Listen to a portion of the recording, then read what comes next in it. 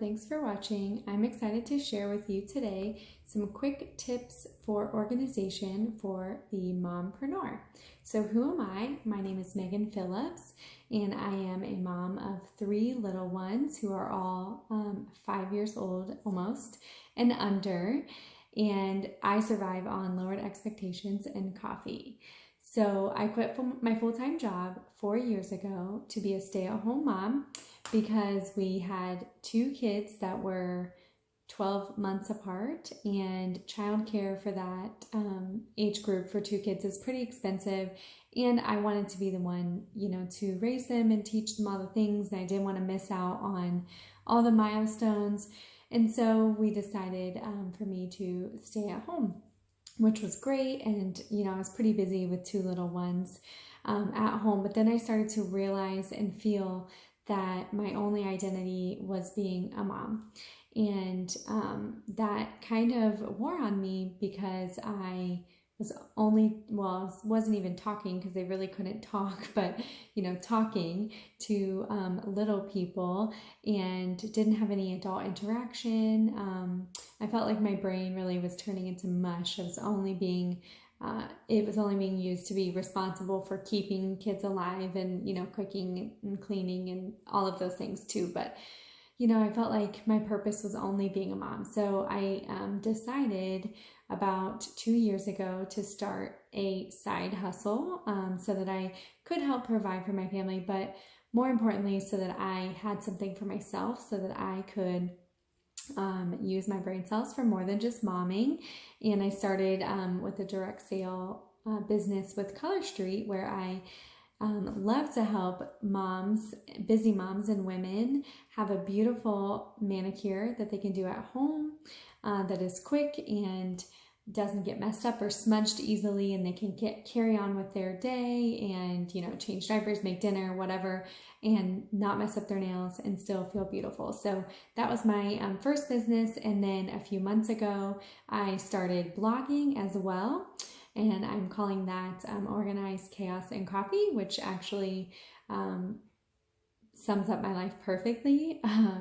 And so if you're like me and you're busy and you are wearing a lot of hats and you're doing a lot of things, organization can be important because it helps you be as productive as possible. So I wanted to share some of my tips to help you be productive and organized when you are busy. So my first tip is to plan your week. So I use a paper planner. I like to be able to, it's like fits in my purse. It's not super big, but not super small. I like to write everything out on my paper planner, and then I also use my phone calendar to put reminders in. I know that some people prefer electronic only.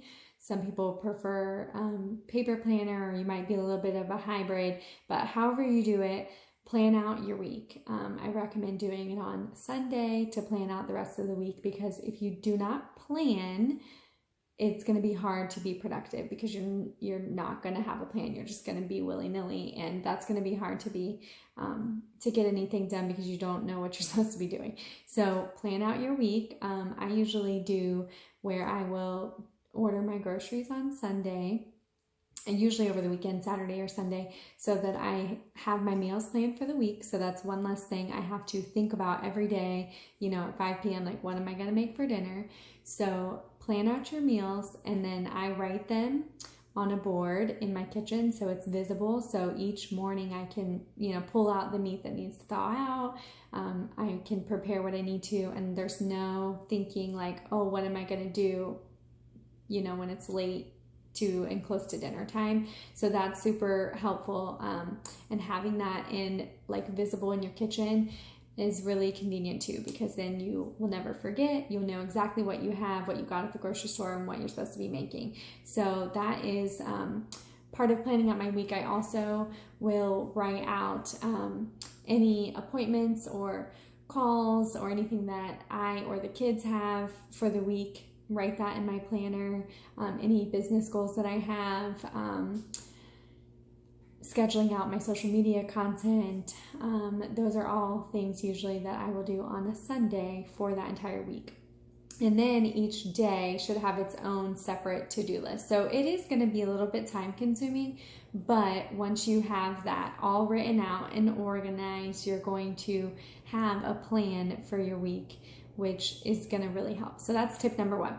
Number 2 is to make a daily to-do list. So once you have that weekly plan, this next step should be pretty easy, because then you should be able to take each day, and the goals you have for that day and the things you have for that day, and write out the non-negotiables, the things you really cannot forget to do, on a sticky note, and put them somewhere that you are constantly. So for me, I put something, if I say I need to mail out something the next day, somebody ordered nail stuff for me and I want to make sure I don't forget to mail them out, I will put on a sticky note, mail Color Street or whatever, and slap it on my island in my kitchen, because I spend most of the time every day in my kitchen, it seems like all day, every day. And so I know that I am not going to forget, because I'm going to walk past it a million times. And so if I do forget, I'm going to remember as soon as I walk past it. So make sure that I get it done.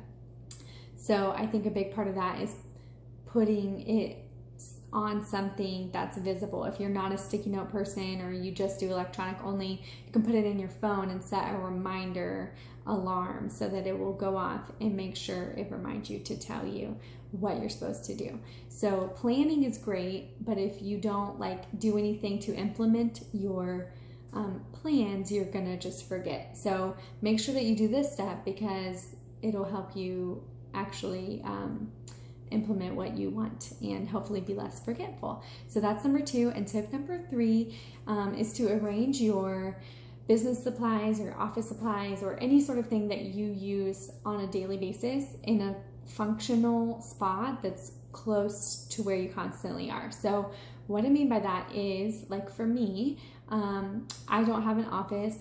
This is actually my dining room kitchen table, and I do my live videos from here. I bring my laptop out and I do my work from my kitchen table usually. So I have really handy my ring light that I'm using right now, my tripod for my phone, and in just a drawer in my kitchen that I can easily pull out and grab as soon as as often as I need, and it's convenient. I have my mailing supplies and my pins and everything up on my counter, because I don't have an office. I kind of use a little area in my kitchen as my command center, if you will. So I have all those things easily accessible, because it wouldn't make sense for me to have it all stored somewhere else and then have to always be getting that stuff out. So that's going to help. That's going to be convenient for you, which is going to help you be able to get more stuff done. So that is, number 3. Another thing with number 3, so keeping those things close to you, another part of that is if you have any business supplies that you take with you on the go, business cards to hand out to people, samples, things of that nature, stash a couple of those in your purse, in your diaper bag, in your car, places where you are constantly at, so that when you're out and about, you can hand them out easily to people. And I know right now it's kind of a weird situation, because we're all not hanging out in social gatherings.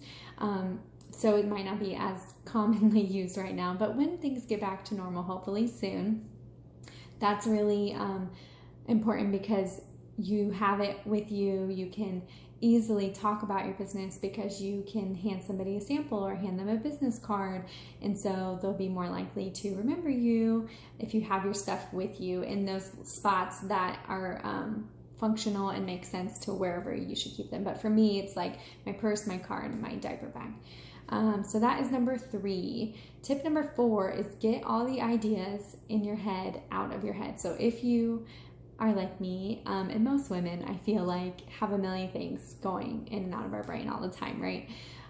We're in charge of so many people and things and responsibilities, and so we always have a lot going on. So I have a notepad app in my phone, where when I think of something that I want to implement or do or you know, some sort of business idea, or even if it's, you know, not business related, but maybe it's for my family, any sort of thing. Like I have a running list in my phone. So I have in the Notepad app, I have a list for business things, ideas for my blogs, things like that. So when I think of it, I open up my app and I type it in, and that way I can kind of brain dump it and I don't have to keep thinking about it. I know that I wrote it down so that I can go back to it when I have time to do it. So that has been helpful so that I don't forget to do the things that I want to do. And same with, like, I have a list for my groceries that we need. I have a list for, oh my gosh, I don't even know, so many lists, but it's helpful to me. So if that's not helpful to you, you know, and you like a physical list, this could be where you do sticky notes again, or whatever. But to me, it just helps to kind of like get it out of my brain. I wrote it down. I can go back to it whenever I need, and it's not going to be keeping me awake at night anymore. So that is tip number 4. So my last and final tip, number 5, is to keep kids' activities close by and convenient as well.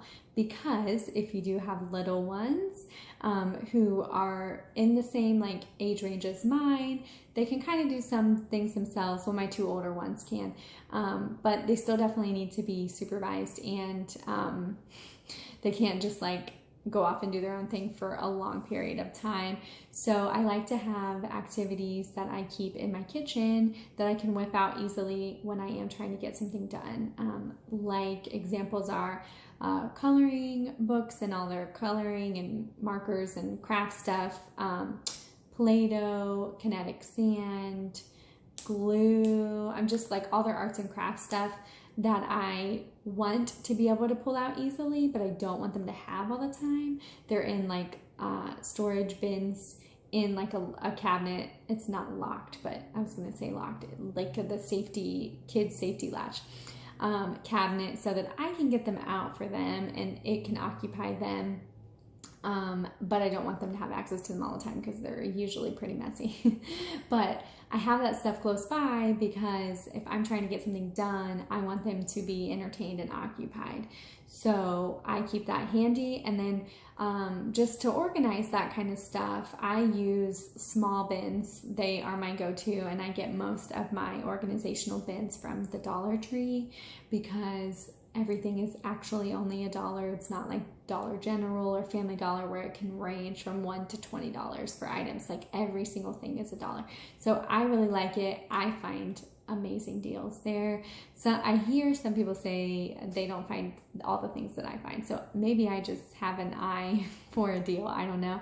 But they have great little tiny like trays and different sizes of bins, and they have a lot of craft stuff there too for kids, FYI. But I keep all that kind of stuff in those bins, and I keep them close by in my kitchen so that we can grab them out when I'm trying to get something done, and so that they are less likely to interfere and interrupt me so that I can be productive. And so those are my 5 tips for the quick tips for the Mompreneur for organizing, and I hope that you enjoyed watching. At the end of the day, if you don't feel like you're failing, just give yourself grace because plans change sometimes, and that's just how life goes. So as long as you're still trying, then you're doing what you need to do. So that is all I had to share. Thanks for watching.